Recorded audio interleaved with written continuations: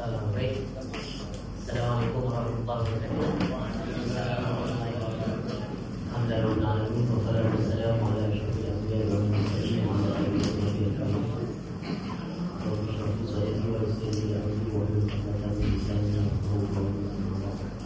Jadi yang anda hormati saudara Masuk Majlis dan adik-adik, dia kata ibu lah, boleh tunjuk. Jadi assalamualaikum warahmatullahi wabarakatuh. Sekali lagi. Jadi insyaAllah pada malam ni Ana kita untuk berkongsi sedikit lah dengan adik-adik berkenaan dengan persiapan bijak dan efektif lah. Tapi sebab Ana pun tak berapa bijak lah, jadi tak tahu Ana berkongsi macam mana. Tapi Ana difahamkan oleh cikgu-cikgu yang adik-adik dah dah ada cikgu-cikgu pakar lain berkongsi berkenaan dengan subjek-subjek tertentu kan. Jadi sesi abang ni macam sesi yang santai lah, yang tak berapa serius kan, tak berapa tak serius kan. Jadi siapa yang first time datang menteri? Orang ya. Daripada Smarkel. Panjang Smarkel lah. Bukan dari jauh.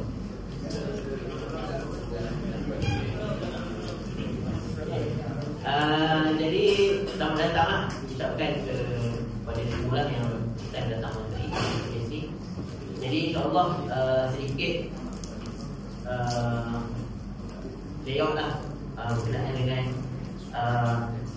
agenda ataupun apa yang abang nak kongsikan lah malam ni. Kita akan perkenalan sedikit lah, abang belum kenal diri sendiri. Kemudian kita akan masuklah beberapa isi, iaitu mengapa kita perlu sedia kan, kenapa tak, dan sikit nanti jawab apa bersedia kan. Jadi bagaimana kita nak bersedia, dan kemudian kita akan berbincang sedikit lah apa maksud kejayaan. Dan sesi soal jawab lah, ada adik boleh tanya. Kalau tak ada soalan, apa yang ada. Okay, jadi untuk sesi malam ni nak tidur ni kan, tak tahu. Tapi di hujung ni nanti abang akan bagi hadiah lah, ada 2 buku ni lah. Satu buku untuk lelaki, satu buku untuk perempuan lah. Jadi pastikan adik-adik tengok dengan teliti lah apa yang diberitahu tu. Sebab soalan dia mungkin boleh jadi apa-apa lah. Contohnya dalam gambar ni ada berapa pokok, soalan ni. Jadi kena ada fokus yang tinggi lah. Kena dengar tu lah apa yang abang ni cakap kan. Kalau salin tu salin setiap huruf lah, setiap huruf baris ni, baris atas dua bawah, untuk memastikan dapat menjawab soalan yang tepat lah. Boleh mesti ini seperti yang dikenalkan oleh Murusi tadi. Jadi Ana lahir tahun 1990 lah. Bersekolah di Sekolah Rendah Kasih, Gombak, dari tahun 1997 sampai 2002.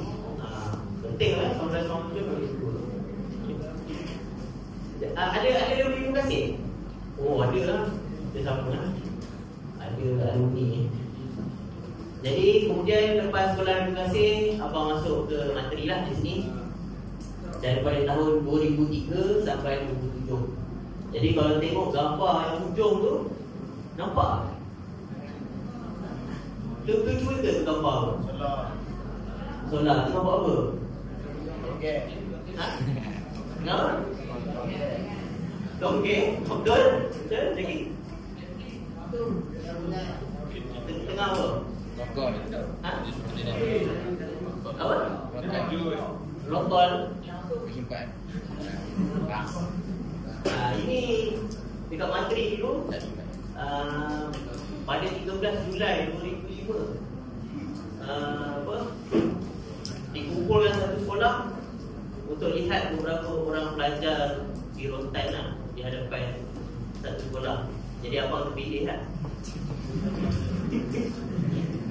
Jadi yang hujung tu terpilih juga. Hujung tahun dapat hadiah kemenangan. Jadi abang ke pentas ni dua-dua lah. Ke pentas kejurutan ada, ke pentas dapat hadiah kemenangan.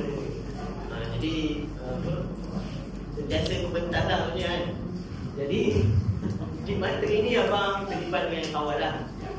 Daripada Form 1 sampai Form 4 kawan kaki, Form 1 sampai Form 3 KRS, Form 4 sampai Form 4 ada yang kawan ni? Ada kawan? Oh dah tak ada lah. Dah luar kawan? Ada. Oh okay, dah tak ada lah. Jadi orang tu selalu petang ni dapat hadiah. Okey, lepas tu ambil SPM lah. Dah habis time tu ambil hadiah semua, kawan-kawan semua SPM. Jadi ini keputusan SPM lah, nampak? Badu lah, ambil badu lah. Kalau tak boleh ambil ni 1, 2, 3, 4 surat. Ada yang ambil 13 subjek? Ke lebih 13 subjek? Ha? Kau tak boleh tak? Paling tinggi dari 2 subjek? Sudah. Sampai ambil 9 subjek? Oh, ramai lah ambil 9 subjek. Confident lah, sebenarnya lah. Abang ambil 13 subjek lah. Confident lah, tapi tak berjaya kan. Ada yang dapat B lah, pasaran tinggi B4. Lepas tu syariah B3. Lepas tu EST ni dah tak ada apa. Ada orang EST, English for Science and Technology. Tak ada dah kan? Tak boleh dah kan? Dulu dia susah nak tengok. Dia senang nak lulus tapi susah nak skor. Jadi dapat B3. Lepas tu pendidikan seni visual dapat K2. Ada ambil seni visual? Ada tu. Seni visual ni bagus lah. Senang nak skor. Yang lain tu boleh lah. Jadi abang ni tak adalah pandai sangat kan. Tak adalah perundangan pun tak adalah dengar. Jadi lepas abang ambil SPM, abang ke Universiti Kuala Lumpur, Malaysian Institute of Aviation Technology. Daripada 2008 sampai 2009 lah. Ni Foundation Studies untuk Russian Program. Jadi daripada 2009 sampai 2013 buat sarjana muda dalam bidang kejuruteraan maritim di State Marine Technical University Rusia, St. Petersburg. Lepas tu habis belajar di Rusia, balik Malaysia, sambung di UKM. Habis balik tak berapa pandai, tak habis belajar. Jadi lepas tu abang sambung Institute of Chartered Shipbroker, ini Professional Research. Ini habis. Dan sekarang masih sambung belajar lah. Sekarang sambung belajar di SM, peringkat sarjana, master dalam sejarah Asia Tenggara. Jadi dari bidang dulu kejuruteraan. Lepas tu bila dah tua sikit, masuk dalam bidang sejarah. Jadi sebenarnya kita dalam belajar ni, dia tak mesti satu bidang je kan. Mungkin adik-adik sekarang minat bidang lain, tapi mungkin dah besar sikit, dah tua sikit kan, minat bidang lain, boleh tukar bidang. Baru hidup kita ni menarik kan, kita belajar bidang. Jadi abang sudah berkahwin lah kan, dikurniakan 2 orang anak. Bosan-bosan boleh buku lah, jadi ada penulisan sikit lah. Tapi buku yang abang bawa ni lain lah, tak sama dengan buku depan rumah. Jadi itulah sikit berkenaan dengan latar belakang ceramah lah, supaya kita berkenalan lah. Kita tak kenal, kita tak tahu kan, jadi tak tahu kan lah. Ada apa soalan sebelum kita teruskan? Ada ya? Okey, jadi mengapa kita kena bersedia? Kenapa rasa kita kena bersedia untuk SPM? Penting ke SPM? Penting? Ya, kenapa penting? Ha? Oh, sempat. Kenapa? Kenapa? Kenapa? Kenapa penting kita bersedia? Sebab Islam mengenalkan. Ini mana jawapan. Jadi sebab memang dalam Islam ni kita dituntut untuk bersedia lah kan. Persediaan ni bukan SPM saja kan. Bersedia ni kita kena bersedia lebih panjang lagi daripada kehidupan kan. Bersedia juga ke alam yang seterusnya kan. Allah berfirman dalam surah Al-Baqarah. Ni yang Mazda dah hafal lagu ni kan. Ada dua Mazda. Cuba baca kan. Mazda ni dulu kan. Jadi Alhamdulillah dengan syaitan yang rajim. Al-hajru ashhurun ma'lumat. Faman farada fihinna al-hajja fala rafasa wala fusuqa wala jidala fil hajj wala taf'alu min khairin ya'lamuhu wa tazawwadu fa inna khairal zadi taqwa wa taqwa bil albab. Jadi ayat dia panjang kan. Cuma maksud yang abang nak kongsikan adalah dan adalah kamu membawa bekal dengan secukupnya, kerana sesungguhnya sebaik-baik bekalan itu adalah takwa. Jadi kita ni nak pergi mana-mana kita kena bawa bekalan lah kan. Jadi SPM ni pun adalah satu perjalanan lah. Satu perjalanan kita ada destinasi kita. Di hari peperiksaan tu destinasi kita kan. Jadi kita kena membawa bekalan yang secukupnya lah. Kalau bekalan dia macam komik je, jawapan dia dua komik je lah kan. Tapi kalau bekalan kita adalah kita study betul, baca nota secara kawan dan cikgu dan sebagainya, insyaAllah itu adalah bekalan yang kita akan bawa ke peperiksaan nanti lah. Jadi kenapa lah soalan kita tadi kan, kita kena bersedia ni sebab ini merupakan satu yang dituntut lah pada kita dalam Islam. Apa saja yang kita buat, kita kena menyediakan bekalan cukup lah. Dan orang kata sebaik-baik bekalan itu adalah takwa. Dan kehidupan ini bekalan yang paling besar sekali yang kita nak bawa, yang kita nak kumpul adalah takwa. Jadi insyaAllah untuk peperiksaan kan, jadi kepentingan kita nak bersedia ni, pertamanya kita kena memahami lah subjek yang kita nak belajar tu dengan mendalam. Sebenarnya subjek yang adik-adik belajar ni kan, dia tak adalah susah pun sebenarnya kan. Cik dah habis PM juga senang sebenarnya ni. Susah pun kan. Dan zaman dulu menangis nak belajar kan. Tapi memang dia sebenarnya bila kita dah ke depan nanti, kita rasa macam tak adalah susahnya kan. Tapi sebenarnya dia merupakan asas lah. Banyak dalam aspek ni dia asas yang kita nak gunakan di universiti kan, di dalam pekerjaan nanti. Dia merupakan asas lah. Jadi apa yang adik-adik perlukan yang abang rasa lah kan, dia bukanlah peperiksaan segala-galanya, tapi faham subjek tu. Maksudnya contoh macam teori tu, faham teori tu kan. Ada setengah orang dia boleh jawab soalan betul kan, ABC kan, betul. Tapi sebenarnya dia tak faham teori tu kan. Jadi bila dia ke tahap yang seterusnya di pra-universiti, universiti, dia tetap akan struggle lah sebab dia tak faham asas dia. Jadi sebenarnya apa yang nak ditekankan kepada kita ni untuk peperiksaan SPM ni adalah kita nak memahami asas-asas dalam subjek-subjek yang kita ambil lah. Mungkin salah biologi ke, sejarah ke, bahasa Melayu ke, dia adalah asas-asas dia kan. Dan yang kedua, kenapa kita kena bersedia ni, sebab bila kita bersedia ni, dia akan meningkatkan keyakinan kan. Kita akan confident lah kan. Lupa pergi masuk jauh besar nah ni kan, berbaca lah semua kan. Jadi bila kita yakin, jadi kita akan menjawab dengan lebih bersemangat lah kan. Kalau tidak, kalau tak yakin, dia akan menjawab dengan panic attack. Dia tak bersedia kan, tak bersedia. Misalnya contoh abang kan, abang datang sini, buka laptop, apa ni apa, file yang abang buat tu, apa, slide tu, borak lah. Jadi tak Ni baru buat dah, buat baru kan. Jadi tapi dah bersedia lah kan. Jadi adalah keyakinan sikit kan, walaupun persediaan tu tak berjaya kan. Jadi sebenarnya macam tu. Bila kita bersedia ni,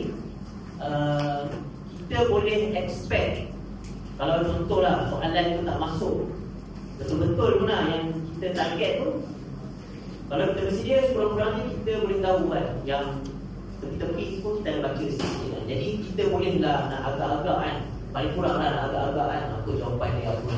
Tapi kalau kita langsung tak bersedia kan, kalau tak masuk lah apa yang kita target, jadi macam susah sikit kan. Dan kepentingan bersedia juga adalah sebenarnya dia merupakan satu skill lah. Persediaan ni sebenarnya dia satu skill. Dan adik-adik akan gunakan skill tu bukan untuk SPM je, tapi untuk masa-masa depan juga. Sebab macam mana kita nak susun masa nak study, nanti kita akan guna pula macam mana kita nak susun masa untuk nak bersedia untuk interview, masuk universiti, masuk interview, masuk kerja. Semua tu merupakan skill yang sama, skill untuk membuat persediaan. Jadi kalau adik-adik dah di tahap ini, adik dah mula bersedia, dah belajar macam mana nak susun masa, macam mana nak rancang kita punya study plan. Jadi benda tu adik-adik akan guna di masa hadapan. Jangan rasa macam kita nak guna untuk apa?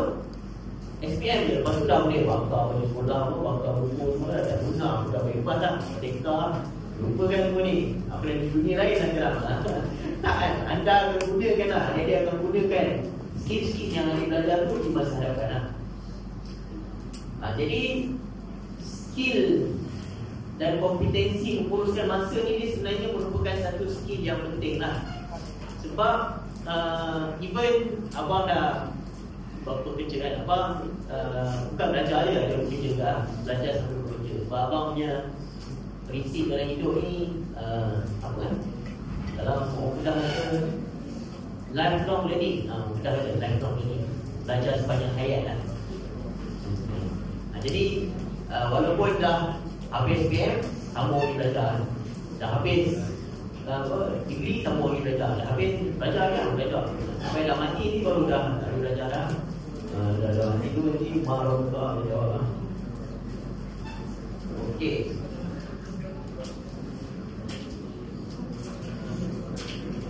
Jadi lepas kita tahu kepentingan untuk bersedia tu, kita kena tahu juga macam mana kita nak bersedia tu macam mana kan. Jadi Allah berfirman dalam surah An-Nahl ayat 125, A'udzubillahi minasyaitonir rajim. Ni master apa ni? Mana master? Ud'u ila sabili rabbika bil hikmati wal mau'izatil hasanah wajadilhum billati hiya ahsan inna rabbaka huwa a'lamu biman dhalla an sabilihi wa huwa a'lamu bil muhtadin. Serulah manusia kepada jalan Tuhanmu dengan hikmah dan pelajaran yang baik, dan bantahlah mereka dengan cara yang baik. Sesungguhnya Tuhanmu dialah yang lebih mengetahui tentang siapa yang tersesat dari jalan itu, dan dialah yang mengetahui orang-orang yang dapat petunjuk. Jangan nak baik.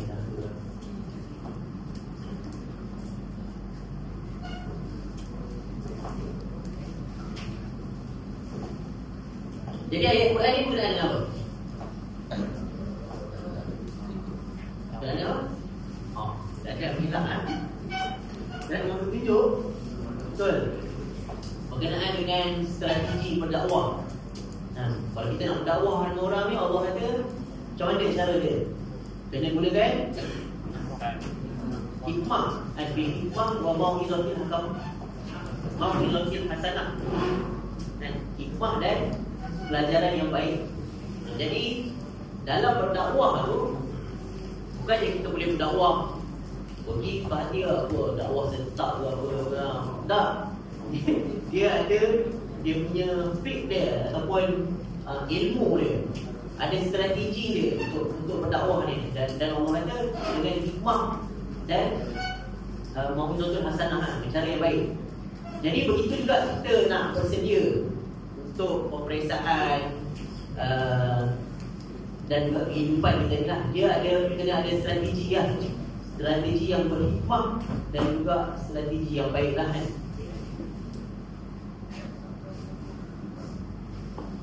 Jadi secara umumnya lah,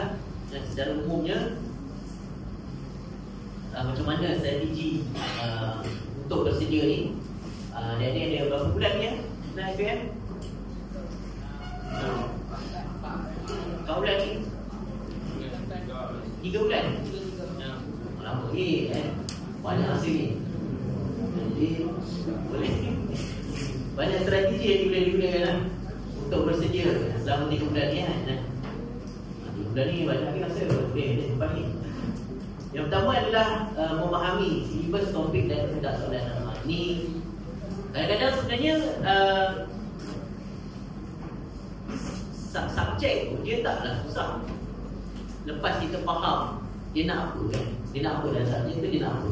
Lepas tu yang penting dia sebenarnya bukan jawab soalan terus, tapi faham dulu subjek atau topik tu dia nak apa.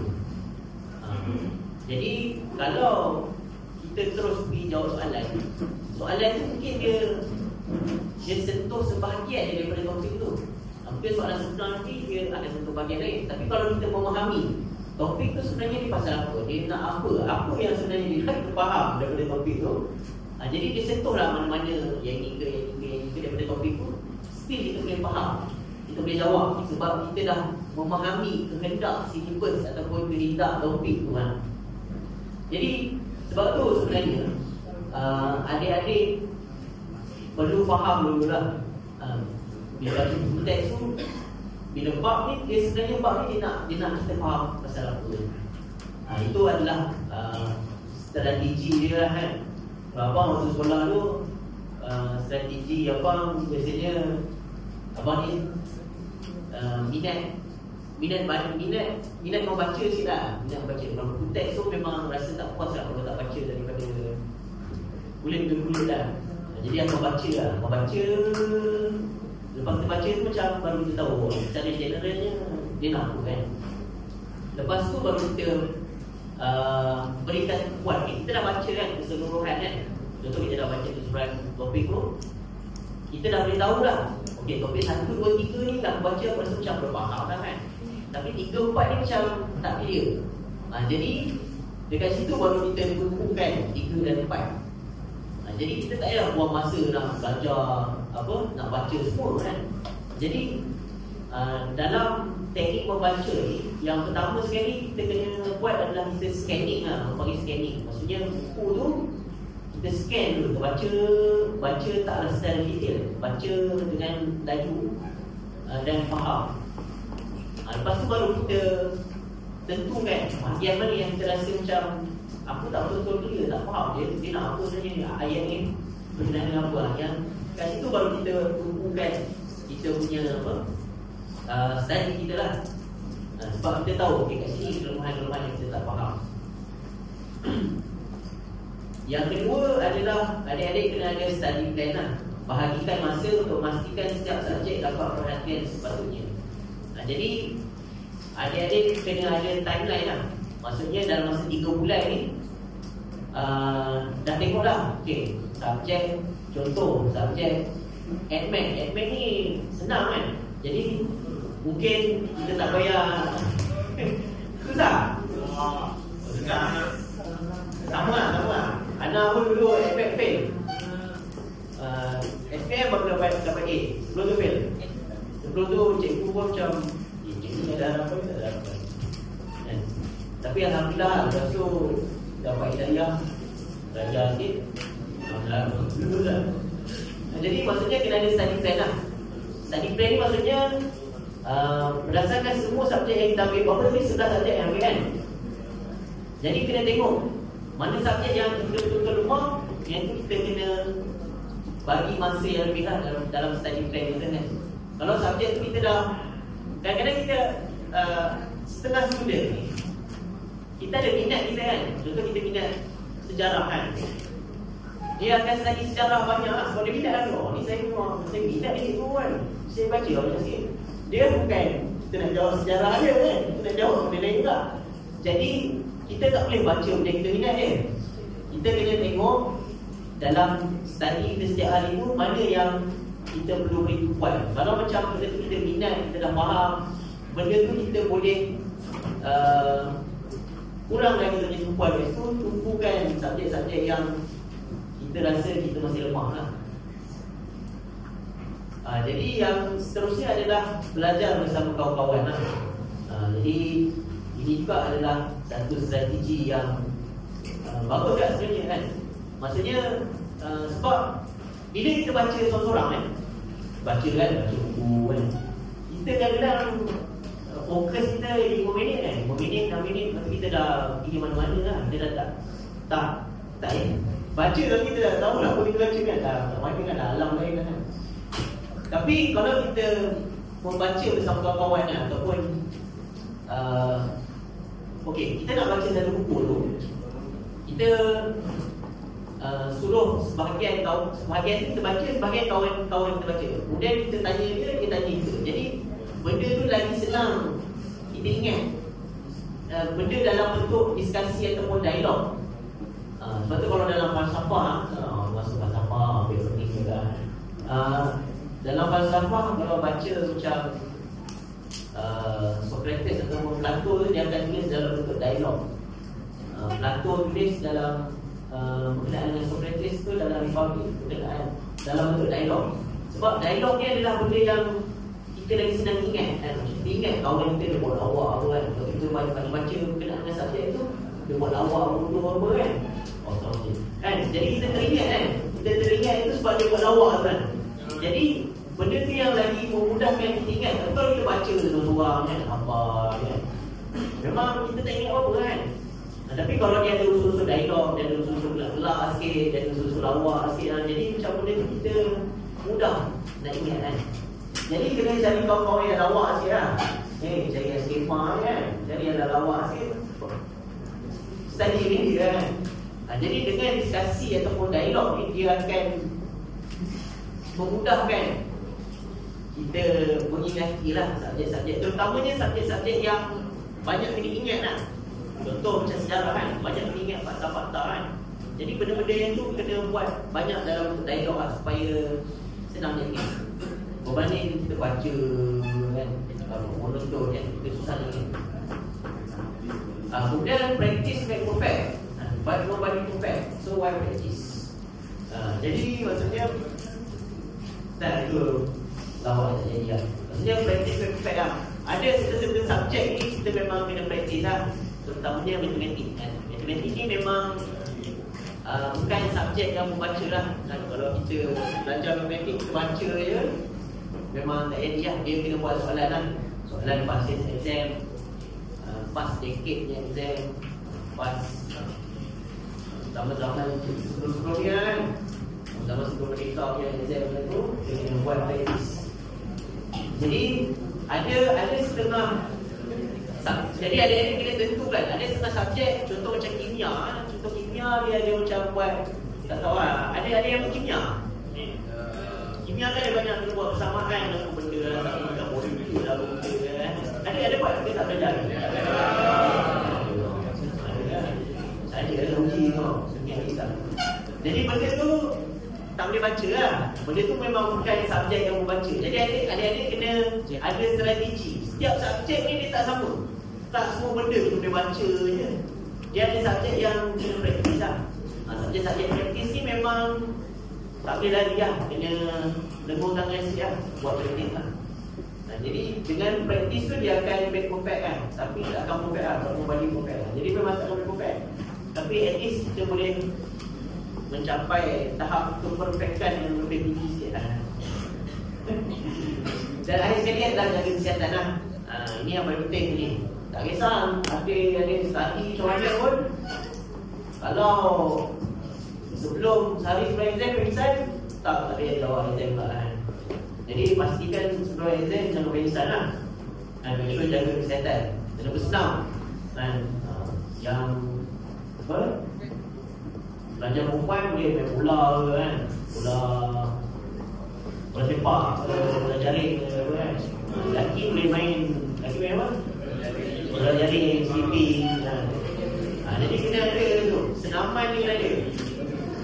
Kalau cikgu kata study kan, kena kata ada cikgu, kita kena senam tak. Sebab apa, belajar ni kena release stress.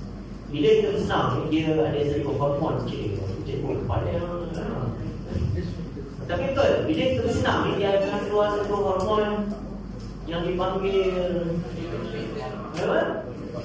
apa belajar siapa psikologi ni? Testosteron Petron Cybertron Elektron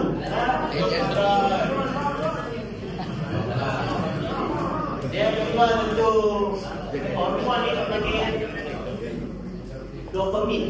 Saya Google ada insight mesti bawa insight secara larang. Ada satu hormon dopamin yang panggil dopamin. Maksudnya dia akan menyebabkan kita lebih betul. Tak lebih bahagia, lebih bahagia kan.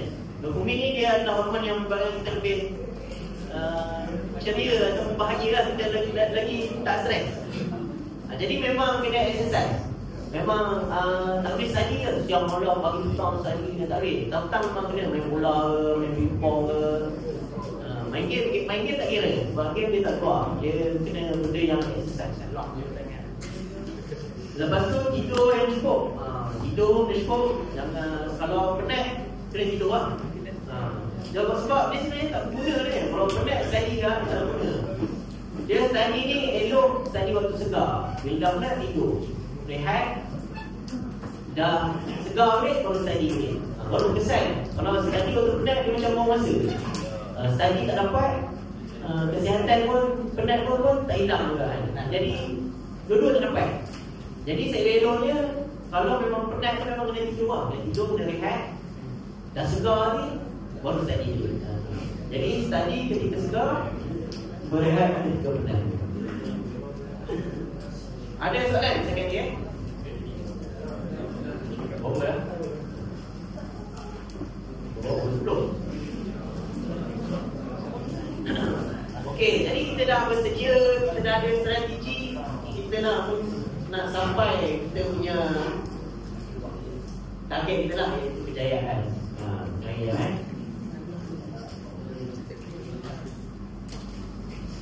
Jadi apa yang dimaksudkan dengan kejayaan?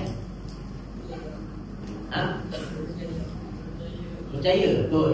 Jawapan yang paling betul dia. Kejayaan adalah berjaya. Lagi? Lagi selain berjaya apa? Masuk syurga. Alhamdulillah. Ni hewan. Kejayaan adalah masuk syurga. Betul. Pandai kan? Nampak kan dia salin. Faham? Jadi kejayaan adalah apabila kita dapatlah kita mencapai target kita kan. Contoh dulu cerita sikit lah. Dulu abang form 3. Siapa sini matrik? Ada matrik sini? Matrik. Ada ambil tangan ni matrik? Sofiah lah. Dan kalau kat matrik ni dia ada satu matrik dekat ni, nama dia Bukit Tunduk. Mana ni?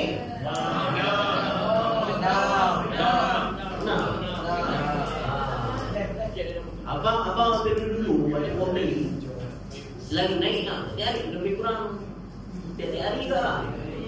Naik makan Maggi ke atas, tak tahu sekarang perintah zaman dulu lah, kalau kita takut kalau tak nak, tapi selalu pergi lah. Dan abang waktu form apa? Form 3 lah, form 3. Waktu tu nak PMR, sekarang tak ada PMR tu kan?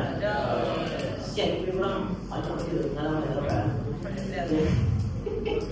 Apa ni dulu orang nak PMR, naik ujung. Siapa pernah naik ujung? Kalau perasan kat atas banyak kita contek lah. Jadi kita orang pergi contek kat atas tu. Yang tak boleh tu kalau dia naik. Abang dulu akan ukir dekat pokok tu tulis Paci 9A. Itu kira macam aku letakkan cerita kat dalam bukit lah. Korang-korang dulu lah kan. Baru jiwa lah berada tu kan. Tak cerita dalam bukit kan. Tapi memang betul lah kau buat benda tu. Kita tulis lah. Ini memang cerita tu ni nak capai 9A kan. Lepas tu dapat result. Kalau result tak dapat. Betul naik balik kan. Naik balik tak dapat lah result lah. Dapat. Tapi dapat apa? dapat 8 A 1 C. Cuba dekat C apa? Mana ada syariah? FS ada. Yang mana ada? Chemistry ada. Dari mana ada chemistry?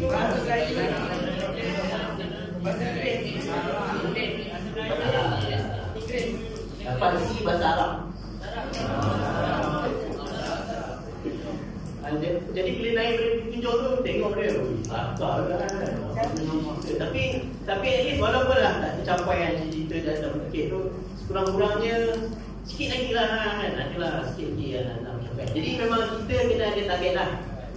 Kita kena ada target. Dan kalau boleh ada clear lah target tu kan. Jadi esok ramai-ramai naik atau berhubung tulis kat atas tu. Tak ada. Maksudnya clear lah dalam buku ke kan, kat baju ke, luar kopiah mana kan.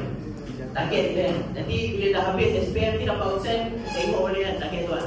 Kita akan rasa macam langkah-langkah semua dia kan. Aku target macam ni kan. Dan ada juga setengah orang kejayaan tu adalah kepuasan diri lah.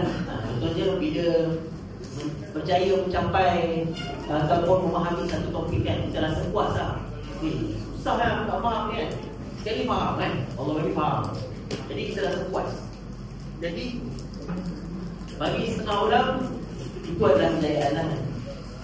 Tapi ada juga orang yang dia rasakan kejayaan ni bukan satu titik. Maksudnya bila aku dah sampai ni, aku dah berjaya. Tak, kejayaan bagi dia adalah proses yang berterusan. Maksudnya bila dia sentiasa improve diri dia, meningkatkan diri dia, itu adalah kejayaan. Dia rasa macam, bila hari ni lebih baik daripada semalam, itu adalah kejayaan. Maksudnya kejayaan itu adalah satu proses improvement lah. Jadi kejayaan ni dia boleh dia boleh didefinisikan dengan berbagai-berbagai definisi mengikut orang lain. Tapi macam abang ni kata tadi, kejayaan sebenar ni kejayaan mana masuk syurga kan. Ini kejayaan sebenar lah. Dalam surah Al-Baqarah ayat 88 hingga 89, yauma la yanfa'u malun wala banun illa man atallaha biqalbin salim. Hari padanya harta, benda dan anak pinak tidak dapat memberikan pertolongan apapun kecuali orang yang datang menghadap Allah dengan qalbin salim, hati yang sejahtera. Jadi kalau cikgu tanya, kamu ni saya nak hati yang sejahtera. Serius. Bukan lah, maksudnya hati yang sejahtera ni adalah kita punya kejayaan yang sebenar ni lah. Sebab SPM ni dia sekejap je kan, lagi 3 bulan besar dah. Takkan betul dia ni dah tak buat apa-apa dalam hidup ni kan. Hidup ni banyak, hidup ni lagi besar ni daripada SPM. SPM ni kecil je. Sebahagian daripada anak tangga kehidupan, anak tangga yang paling bawah pun. Jadi adik-adik kena tengok hidup ni sebenarnya satu benda yang lagi besar. Kita ada benda yang lagi besar dalam hidup ni. Jadi tapi tak adalah kita buat main-main pula kan SPM ni kan. Kita buat suka-suka lah. Cabang dia orang main-main juga kan. Hutan apa semua. Tapi bila jawab exam tu jawab betul lah kan. Tak adalah main-main kan. Kita main-main ketika ni lah kan. Ketika kita kena serius ni, kita kena serius lah kan. Sebab hidup ni tak boleh serius dia kan.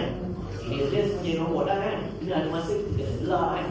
Ada masa kita kena buat lawak kan. Ada masa kita kena nangis kan. Ada masa kita kena sedih kan. Ada masa kita kena jiwa. Maksudnya ada manusia ni dia ada banyak emosi lah. Dan setiap emosi tu Allah menciptakan sesuai dengan fitrah manusia lah kan. Tapi kejayaan kita yang sebenar adalah di akhirat nanti lah kan. Cabang yang tadi Ismail tadi juga. Kejayaan sebenar dalam hidup ni adalah kita masuk ke dalam syurga Allah SWT. Bila Allah terima semua amalan-amalan kita, Allah ampunkan semua kesilapan kita, itu adalah kejayaan yang sebenar. Jadi itu sajalah perkongsian ini. Ada apa-apa soalan? Soalan radio boleh tanya soalan. Ada kena-kena dengan ni tanya. Ada kena-kena hilang dekat dalam gua tu siapa yang bawa. Ini soalan yang penting Abang ni nama apa? Al-Amin. Ada lagi ya. Al-Amin. Al-Amin ni dekat atas. Dekat atas ni hujung kali tilam. Bukan buat tilam. Macam mana dia sampai tilam? Bawah. Misteri susah telaga. Dulu orang main lipat dah tilam ni, lipat gulung. Jadi macam beg tau, jadi macam gulung. Lepas tu pikul. Dekat lagi pikul di atas. Sampai atas tu balik.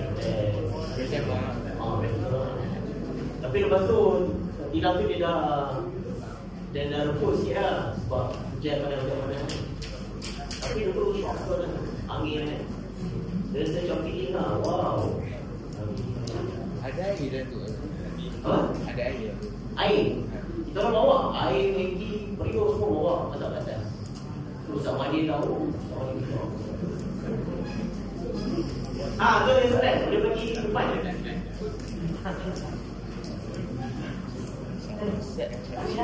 Jadi saya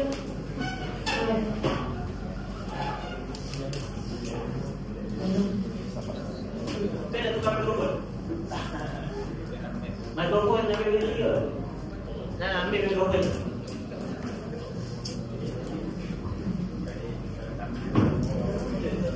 Kamu ni kalau macam tu kan, kamu macam handsome. Soalan dia. Ada lah. Ramai. Abang tulis buku. Macam mana? Dia tulis buku. Boleh dia buku, okey. Jadi buku apa yang tentang apa yang ditulis tu? Buku yang pernah ditulis oleh kami dan tajuk-tajuk dia lah. Buku tentang apa? Oh, buku tentang apa? Terima kasih. Soalan yang penting lah. Abang banyak lah saya ada buku ni. Tak ingat lah. Ada beberapa tajuk lah. Yang tajuk pertamanya dulu lah, nama dulu berapa tahun yang lalu lah. Buku yang pertama tu tajuk dia berfikir tentang pemikiran. Buku tu pasal bila adik-adik dah keluar ni kan, adik-adik akan menjumpai berbagai makhluk lah. Ada makhluk yang baik, tak baik kan. Jadi semua benda tu akan menyebabkan adik-adik mula berfikir lah. Kita duduk dalam sekolah ni, dia suasana dia lain lah. Kita dah tengok lah, kita tengok abang sekolah, semua rasa sekolah. Tapi kat luar tu dia lain kan. Dia macam-macam.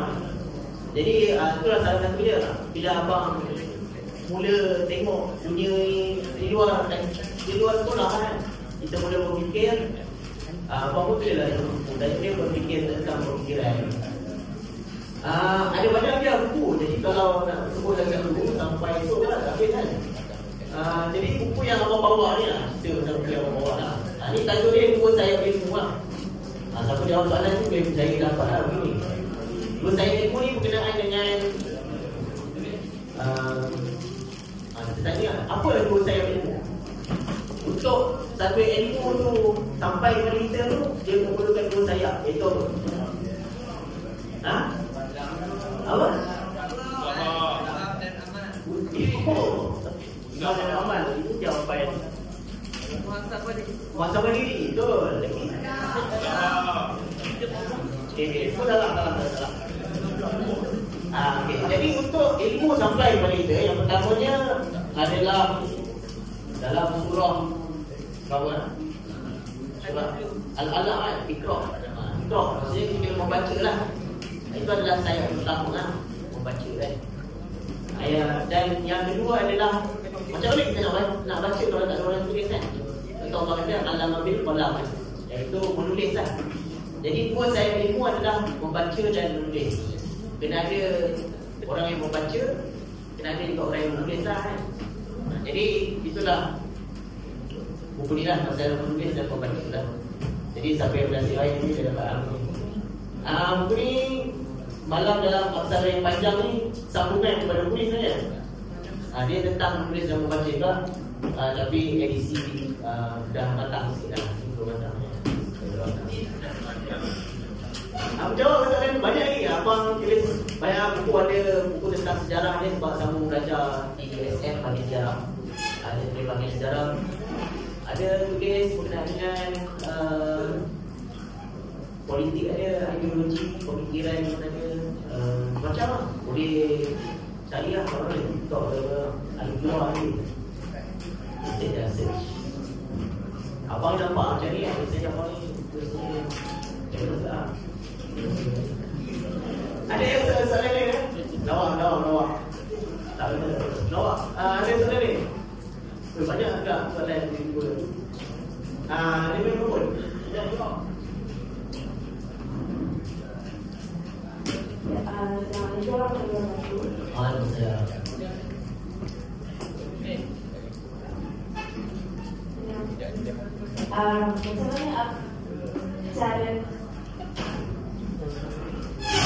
macam mana cara abang atur masa personal study dengan lebih efektif tu? Macam mana abang atur untuk dapatkan macam CA lah, macam bukan CA cuma CA kena bagi orang lah. Okay, terima kasih. Abang nak terima kasih soalan macam mana kita membahagikan masa kan. Abang nak cerita sikit lah. Banyak masa ni kan. Banyak masa 10 setengah habis 10 kan. Sejam setengah lagi. Esok tak ada video apa kan. Esok tidur ke semua kan. Relax dah kan. Dulu waktu abang belajar usia tu, adik-adik semua ni ikut tabiat. Alhamdulillah. Tapi bila abang keluar usia, kalau kita kat sini ikut tabiat okey lah kan, ada strong semua. Tapi tak usia, bila sampai kat usia macam sekarang macam mana kita nak meneruskan kita punya proses tabiat. Abang ni dulu belajar dekat satu bandar. Rusia ni besar lah. Rusia ni dia sebahagian daripada negara dia dalam Eropah, sebahagian dia daripada masuk Asia. Dia panggil Euro-Asian country. Sebab tu kalau tengok jantan negara dia ada 8 belang, ada kepala 2. Satu kepala belang tu adalah mewakili Eropah, satu Asia. Jadi abang ni belah Eropah sikit, kita sebut ni di barat sikit. Dekat sana orang Melayu ni tak ramai lah. Ramai dekat Moskow buat medik. Abang engineering, ramai medik Moskow lah. Jadi banyak program-program belajar surau daurah semua dekat Moskow. Jadi memang hampir lebih kurang ada setiap bulan lah akan pergi ke Moskow lah. Naik train ni 8 jam lah, 8 jam naik train. Ada train yang laju, macam bullet train yang pakai subside, itu dah 2 jam. Tapi mahal lah, kita student sikit naik train lah untuk pergi program lah. Pergi program biasa, ikut tabiat, ikut program-program kat sana. Balik St. Petersburg tu biasanya pagi Senin sampai dekat stesen tu terus masuk kelas. Biasanya abang akan sampai lagi awal daripada orang yang memang tak pergi mana-mana lah. Abang akan sampai lagi awal daripada orang lah dalam kelas. Jadi memang tiap-tiap bulan, tiap minggu kita ulang alik macam tu. Tapi kita kena ada satu mindset. Bila orang lain tengok kita, dia orang tak pelik tau. Kenapa kau ni pergi jauh-jauh datang balik tiap minggu lah, ambil masa kau semua benda-benda kan. Tapi sebab kita rasa benda tu satu yang berharga kita kan, satu yang kita rasa dekat dengan kita nak dulu. Kita akan cuba susun juga masa kan. Ada kalanya memang abang banyak pergi mana-mana tak bawa buku lah. Pergi mana-mana tak bawa buku, akan baca dalam train, dalam bas. Kadang-kadang ada masa singkat sikit baca buku. Dan memang akan, maksudnya kita plan lah jadual tu, walaupun kita sibuk mana pun kita plan. Dan Alhamdulillah bila grad tu, waktu abang dekat Rusia tu, kebanyakan student dia adalah best student lah. Sebab yang dapat tajaan ni semua top student MRSM, sekolah-sekolah yang ni lah, sains serban lah, apa benda tak, banyak lah sekolah yang apa, Sasa, lepas tu ISAS, sekolah-sekolah ni lah, sekolah-sekolah yang memang kalau dalam ranking dia tahu tu dia memang top lah. Tapi alhamdulillah lah, waktu bila dah habis tu, dekat Rusia ni dia diploma dia panggil diplom ni, dia punya degree dia ada dua, satu warna biru, satu warna merah. Merah ni dia panggil Krasny Diploma. Krasny Diplom ni dia grade dengan excellency lah.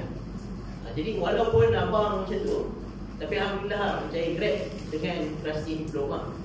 Bukan nak cerita power lah orang ni kan, bukan nak cerita itu, tak power pun, itu Allah yang bagi. Tapi maksudnya kita ni memang dalam kita punya hidup ni tak sama dengan orang lain. Jadi kita akan susun masa kita tu tak sama macam orang lain. Walaupun kita sibuk dengan, kalau contoh Mazda dia akan ada jadual baca Quran dia kan, dia ada jadual pegang hafazan. Betul ke tak ada? Betul. Tak nampak kan? Dah tidur kan? Jadi kan betul lah. Betul. Percaya. Jadi memang dia jadual kan. Tapi tetap kita akan allocate masa untuk kita study kan. Jadi memang masa untuk study ni dia sebenarnya abang tak boleh nak bagi satu jadual yang adik-adik boleh guna, sebab tak sama kan. Macam mana abang susun kehidupan dengan adik-adik susun kehidupan lain kan. Jadi adik-adik kena tengok dalam kehidupan adik-adik ni, bila masa yang adik-adik rasa paling segar. Contohnya try dia bangun hari sekian yang tak ada apa-apa program, cuba tengok study waktu pagi, study waktu tengah hari, petang, malam, mana yang adik-adik rasa boleh absorb paling banyak. Jadi sebab dia ada orang dia morning person, dia memang pagi-pagi dia rasa segar. Ada orang memang tak boleh, dia memang pagi-pagi memang mengantuk, sampai tengah hari baru dia dapat jeruk dia masuk ke dalam punya badan lah, dia baru boleh berfungsi kan. Jadi adik-adik kena tengok lah, kena buat eksperimen dengan diri sendiri. Tengok adik-adik ni morning person ke, tengah hari person ke, evening person ke, night person ke. Jadi make sure masa yang adik-adik paling segar tu, itulah adik-adik tumpukan untuk study, terutamanya subjek-subjek yang ada di rumah lah. Sebab waktu tu yang paling produktif lah. Jadi orang malam lah, nak sambung ni boleh, tapi takut tak tidur orang ni. Ada orang lain kan? Oh, ada banyak. Ada banyak. Oh, macam baca lah. Tak tahu dia baca.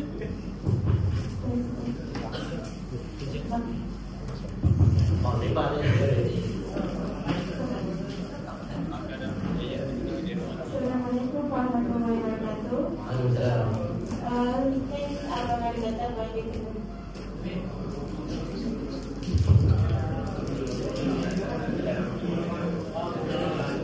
dah okey makin okey tu. Jauh tengah. Tolong sama kan? Jadi terus ni. Alami. Sama yang hero-hero ni. Boleh tukar ni. Tolong bagi ni. Mental ni. Jalan tidur kan? Jalan ni.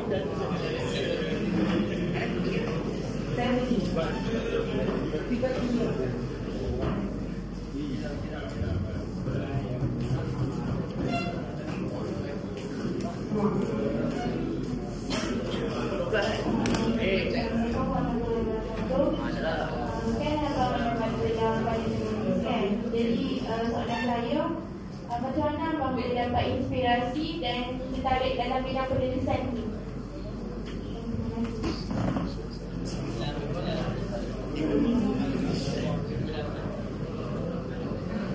Boleh tanya tu, ada lagi soalan kan?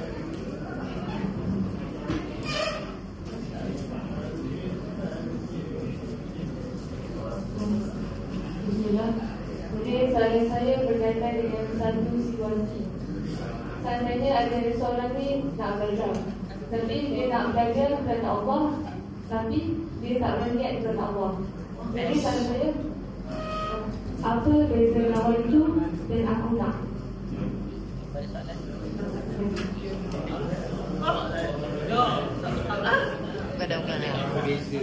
Cepat.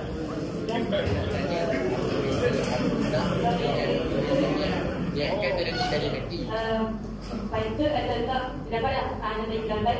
Fighter atau tak untuk kami sama belajar di luar negara?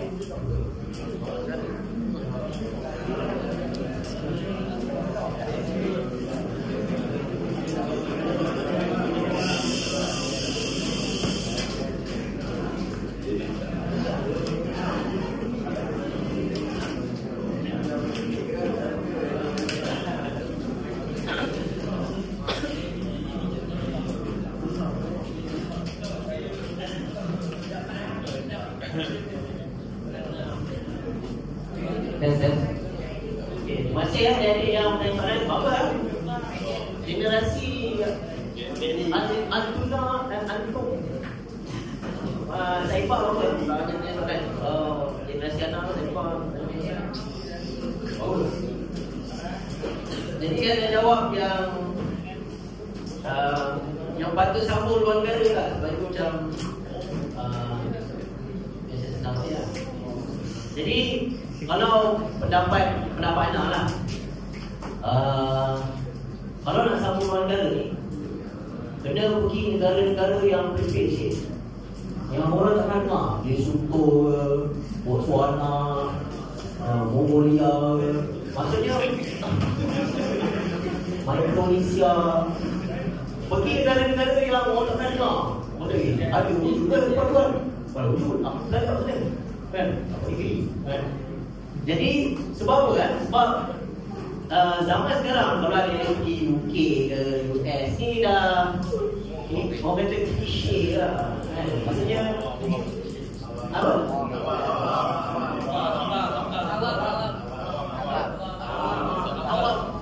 Awam ke?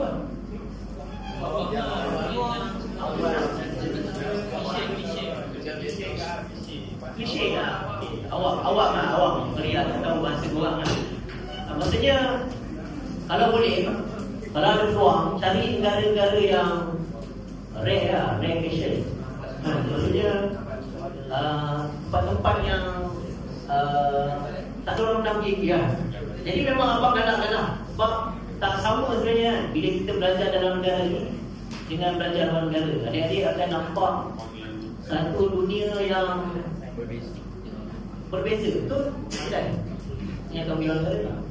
Maksudnya adik-adik akan tengok satu dunia yang lain lah kan. Kalau adik-adik tengok sebenarnya boleh hidup kalau tak makan nasi kan. Sebenarnya kalau hidup kat Malaysia, aku tak boleh hidup lah tak makan nasi kan. Tapi bila pergi luar negara punya boleh hidup tak makan nasi kan. Jadi adik-adik akan banyak sebenarnya kalau nak cerita kan kenapa kena belajar luar negara ni. Tuan-tuan, sebab banyak masa je kan, belum bulan ni. Abang cerita. Dulu abang belajar dekat Rusia kan. Satu hari kita pergi masjid, solat Jumaat. Tak sadar masjid Rusia ni dia tak macam negara Eropah. Dekat negara Eropah, orang Islam dia kebanyakan ni immigrant. Maksudnya daripada luar lah, dari Afrika ke. Tapi kat Rusia ni orang Islam dia adalah native. Native ni maksudnya memang orang Rusia, dia orang Islam. Cuma kadang-kadang Islam dia tak.